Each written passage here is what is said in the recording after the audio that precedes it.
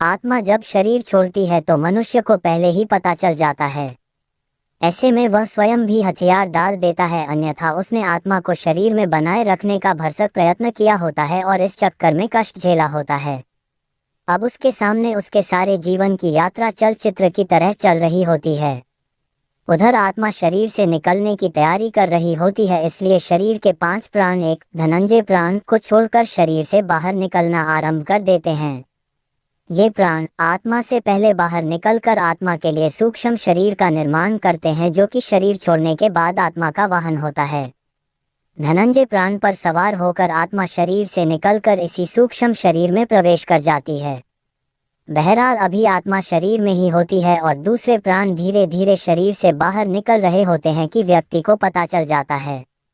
उसे बेचैनी होने लगती है, घबराहट होने लगती है, सारा शरीर फटने लगता है, खून की गति धीमी होने लगती है, सांस उखड़ने लगती है, बाहर के द्वार बंद होने लगते हैं, अर्थात अब चेतना लुप्त होने लगती है और मूर्छा आने लगती है। चैतन्य ही आत्मा के होने का संकेत है और जब आत्मा ही शरीर छोड़ने को तैयार है तो चेतना को तो जाना ही है और वो मूर्छित होने लगता है। बुद्धि समाप्त हो जाती है और किसी अनजाने लोक में प्रवेश की अनुभूति होने लगती है। ये चौथा आयाम होता है। फिर मूर्छा आ जाती है और आत्मा एक झटके से किसी भी खुली हुई इंद्रिय से बाहर निकल जाती है। इसी समय चेहरा विकृत हो जाता है। यही आत्मा के शरीर छोड़ देने का मुख्य चिन्ह होता है।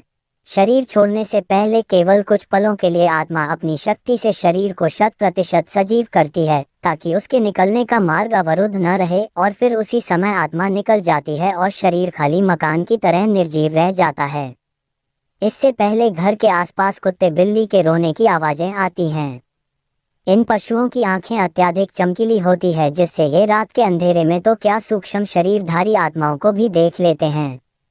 जब किसी व्यक्ति की आत्मा शरीर छोड़ने को तैयार होती है तो उसके अपने सगे संबंधी जो मृतात्माओं के रूप में होते हैं उसे लेने आते हैं, और व्यक्ति उन्हें यमदूत समझता है और कुत्ते बिल्ली उन्हें साधारण जीवित मनुष्य ही समझते हैं और अनजान होने की वजह से उन्हें देखकर रोते हैं और कभी कभी भौंकते भी हैं।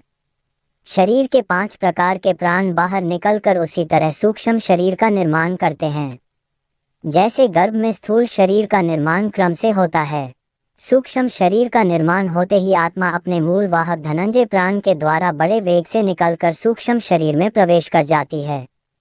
आत्मा शरीर के जिस अंग से निकलती है उसे खोलती तोड़ती हुई निकलती है। जो लोग भयंकर पापी होते हैं उनकी आत्मा मूत्र या मल मार्ग से निकलती है। जो पापी भी हैं और पुण्यात्मा भी हैं उनकी आत्मा मुख से निकलती है। जो पापी कम और पुण्यात्मा अधिक है उनकी आत्मा नेत्रों से निकलती है, और जो पूर्ण धर्मनिष्ठ हैं, पुण्यात्मा और योगी पुरुष हैं, उनकी आत्मा ब्रह्मरंध्र से निकलती है। अब तक शरीर से बाहर सूक्ष्म शरीर का निर्माण हुआ रहता है, लेकिन ये सभी का नहीं हुआ रहता। जो लोग अपने जीवन में ही मोहमाया से मुक्त हो चुके योगी पुरुष हैं उन्हीं के लिए तुरंत सूक्ष्म शरीर का निर्माण हो पाता है। अन्यथा जो लोग मोहमाया से ग्रस्त हैं परंतु बुद्धिमान हैं, ज्ञान विज्ञान से अथवा पांडित्य से युक्त हैं, ऐसे लोगों के लिए 10 दिनों में सूक्ष्म शरीर का निर्माण हो पाता है। हिंदू धर्मशास्त्र में 10 गात्र का श्राद्ध और अंतिम दिन मृतक का श्राद्ध करने का विधान इसीलिए है कि 10 दिनों में शरीर के 10 अंगों का निर्माण इस विधान से पूर्ण हो जाए और आत्मा को सूक्ष्म शरीर मिल जाए। ऐसे में जब तक 10 गात्र का श्राद्ध पूर्ण नहीं होता और सूक्ष्म शरीर तैयार नहीं हो जाता, आत्मा प्रेत शरीर में निवास करती है। अगर किसी कारणवश ऐसा नहीं हो पाता है तो आत्मा प्रेत योनि में भटकती रहती है। एक और बात, आत्मा के शरीर छोड़ते समय व्यक्ति को पानी की बहुत प्यास लगती है।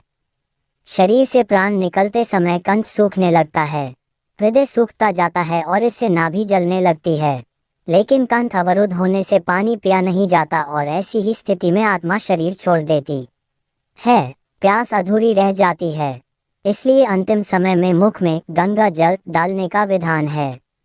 इसके बाद आत्मा का अगला पड़ाव होता है शमशान का पीपल। यहाँ आत्मा के लिए यमघंट बंधा होता है जिसमें पानी होता है। यहाँ प्यासी आत्मा यमघंट से पानी पीती है जो उसके लिए अमृत तुल्य होता है। इस पानी से आत्मा तृप्ति का अनुभव करती है। हिंदू धर्मशास्त्रों में विधान है कि मृतक के लिए ये सब करना होता है ताकि उसकी आत्मा को शांति मिले।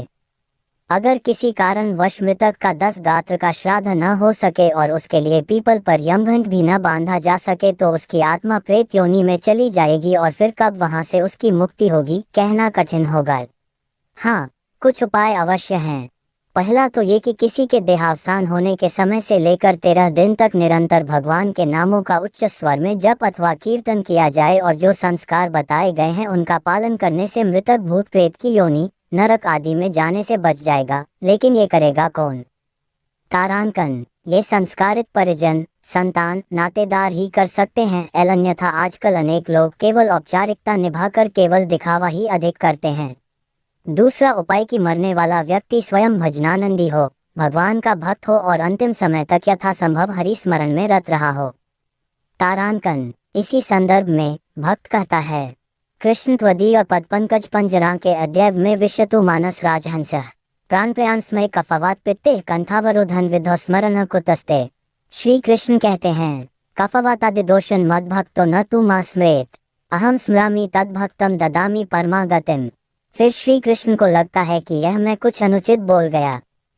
पुनश्च वे कहते हैं, कफवातादि दोषन मद भक्तो न च मा स्मृत तस्य स्मराम्यः नो चेत कृतघ्नो नास्ति मत्परः ततस्तम म्रियमाण तो काष्ठपाषाण से निव अहम स्मरामि मद भक्तम नयामि परमागतिम। तीसरा, भगवान के धामों में देह त्यागी हो अथवा दाह संस्कार काशी, वृंदावन या चारों धामों में से किसी में हुआ हो। स्वयं विचार करना चाहिए कि हम दूसरों के भरोसे रहें या अपना हित स्वयं साधें। जीवन बहुत अनमोल है, इसको व्यर्थ मत गंवाएं। एक एक पल को सार्थक करें।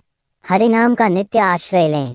मन के दायरे से बाहर निकलकर सचेत होकर जीवन को जिएं, न कि मन के अधीन होकर। यह मानव शरीर बार बार नहीं मिलता। Folded hands, folded hands. जीवन का एक एक पल जो जीवन का गुजर रहा है वह फिर वापस नहीं मिलेगा। इसमें जितना अधिक हो भगवान का स्मरण जप करते रहें। हर पल जो भी कर्म करो बहुत सोच कर करें, क्योंकि कर्म परछाई की तरह मनुष्य के साथ रहते हैं। इसलिए सदा शुभ कर्मों की शीतल छाया में रहें। वैसे भी कर्मों की ध्वनि शब्दों की ध्वनि से अधिक ऊंची होती है। अतः सदा कर्म सोच विचार कर करें।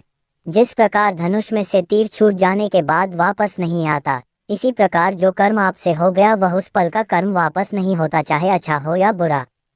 इसलिए इससे पहले कि आत्मा इस शरीर को छोड़ जाए, शरीर में रहते हुए आत्मा को यानी स्वयं को जान ले और जितना अधिक हो सके मन से, वचन से, कर्म से भगवान श्री राम, श्री कृष्ण का ध्यान, चिंतन, जप, कीर्तन करते रहें। निरंतर स्मरण से हम यमपाश से तो बचेंगे ही बचेंगे, साथ ही हमें भगवत धाम भी प्राप्त हो सकेगा, जो कि जीवन का वास्तविक लक्ष्य है। आयुष्य क्षण में कोपी न लभ्य स्वर्ण कोटिभिः सवृथा नियते येन तस्मै मूढ़ात्मने नमः।